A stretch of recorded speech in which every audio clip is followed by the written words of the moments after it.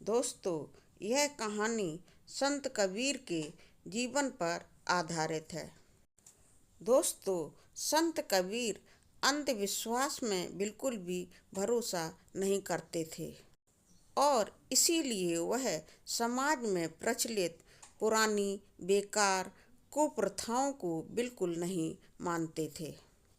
इसलिए समाज में प्रचलित ऐसी कुप्रथाओं को दूर करने के लिए वह लोगों को समझाते रहते थे। दोस्तों, यह कहानी संत कबीर के जीवन के उस समय की है जब वह सिर्फ 9 वर्ष के थे और अपने गुरु जी से शिक्षा प्राप्त कर रहे थे। एक दिन उनके गुरुजी ने उन्हें बर्तन देते हुए बोला कि कबीर, तुम थोड़ा दूध लेकर आओ, क्योंकि आज श्राद्ध करने का दिन है और पितरों के लिए दूध से खीर बनानी है। तुम थोड़ा दूध लेकर आओगे तभी खीर बन पाएगी। इसलिए कबीर, तुम जल्दी से जाओ और थोड़ा दूध लेकर आओ। अब दोस्तों, जैसा कि मैंने पहले ही आपको बताया है कि संत कबीर की उस समय अवस्था सिर्फ 9 वर्ष की ही थी, यानी कि वह सिर्फ 9 वर्ष के थे। गुरु जी की आज्ञा अनुसार संत कबीर दूध लेने के लिए लोटा लेकर चल पड़े। दूध लेने के लिए रास्ते पर जब वह जा रहे थे तो उन्होंने देखा एक गाय बेहोश पड़ी हुई है। वह नहीं जानते थे कि वह मर चुकी है। थोड़ी देर में उन्हें पता चला कि वह सचमुच मरी हुई गाय है। फिर भी वह आसपास के खेतों से कुछ घास वगैरह उसे खिलाने के लिए लाए और उसके पास डाल दी। गाय ने घास को नहीं खाया और ना ही अपनी अवस्था किसी भी तरह से बदली, परंतु संत कबीर गाय के पास घास को डालकर वहीं उसके पास बैठ गए और काफी देर तक वहीं पर जमे हुए बैठे ही रहे। गुरु जी का दिया हुआ बर्तन जो दूध लाने के लिए गुरु जी ने दिया था वह भी अपने पास ही रख लिया। अब दोस्तों, होता क्या है, इधर गुरु जी बहुत देर से कबीर के द्वारा दूध लाने का इंतजार कर रहे थे। कबीर की बाट जोते जोते जब काफी देर हो गई तो गुरु जी ने सोचा कि पितरों को खिलाने का यानी कि खीर खिलाने का समय हो गया है, लेकिन कबीर तो अभी तक दूध लेकर आया ही नहीं है। अब क्या करूं? ऐसे में दोस्तों, संत कबीर के उन गुरुजी ने आओ देखा ना ताओ और दूध लेने के लिए खुद ही चल पड़े। वह बहुत तेजी से सरपट सरपट दूध लेने के लिए दौड़ दौड़ कर चल रहे थे।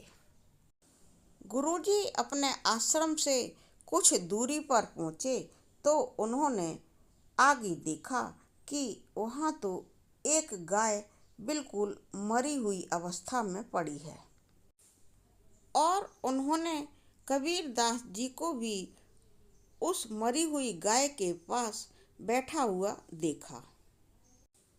कबीर ने मरी हुई गाय के मुंह के पास बहुत सारी हरी हरी घास उसको खाने के लिए रखी हुई थी और दूध लेने के लिए लोटा भी अपने पास ही रखा हुआ था और संत कबीर भी उसी मरी हुई गाय के पास में बैठे हुए थे। अब दोस्तों, होता क्या है, गुरु जी तो बहुत गुस्से में थे, क्योंकि उनको तो खीर बनाकर अपने पितरों को खिलानी थी, पूजा इत्यादि करनी थी।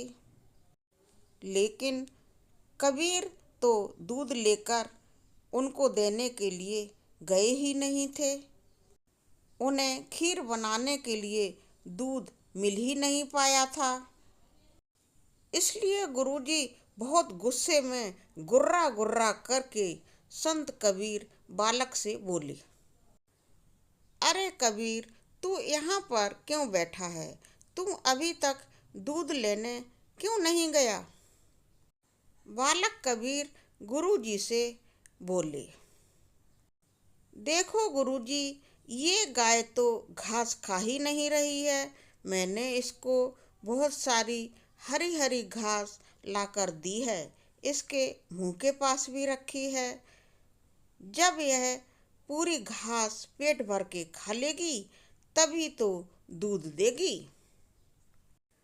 मगर इसने तो अभी तक घास खाई ही नहीं है, तो दूध भी नहीं दिया है।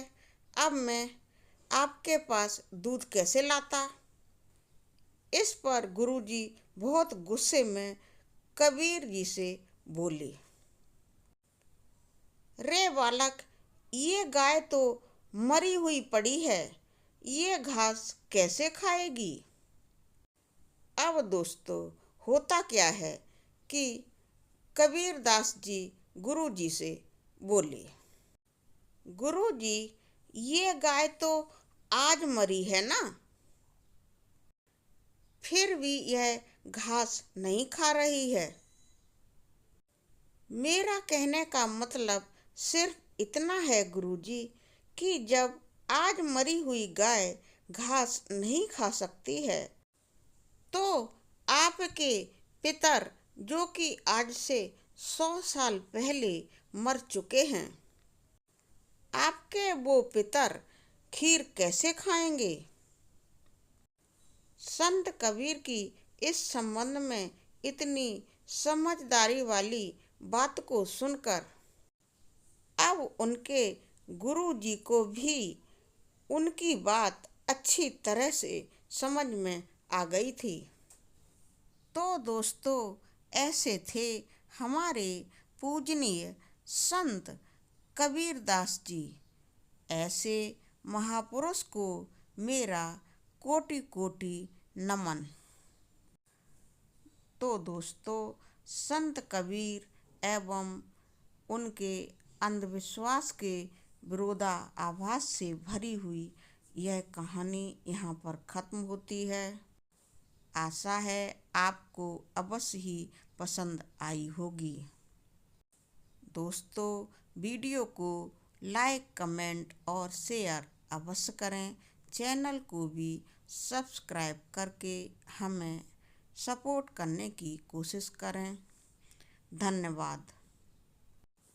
पोथी पढ़ पढ़ जग मुआ, भया न पंडित कोय। ढाई आखर प्रेम के, पढ़े सुपंडित होय। कोटि कोटि नमन टू महान सोशल रिफॉर्मर संत कबीर।